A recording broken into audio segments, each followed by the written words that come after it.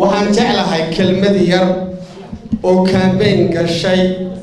oo dadku aad fariin weyn u geliyay inaan kelmad ka idhaahdo intii aan isniinta ka dambeysay malaa 100 su'aalood baa la soo weydiiyay 100 telefoon baa igu soo dhacay waxa la leeyahay maxamed iidow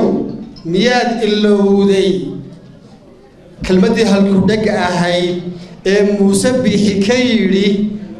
khayriyada ana wax dili kara duca qaadan maayo waa su'aasha igu faraha badnay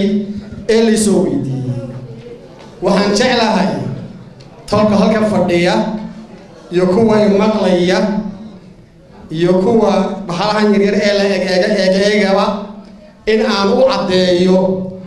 ragii maanta arinka lagu xardaamin lahaa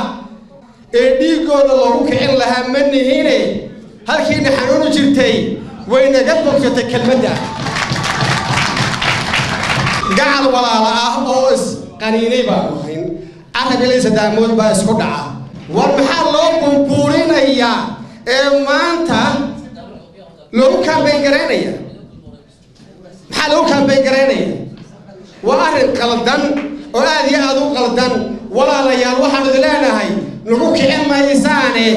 gogol casbaan u dhigaynaa toog casbaan u dhigaynaa waan soo dhawaynaynaa annagana ugu horeynayna ta kale waxaan leeyahay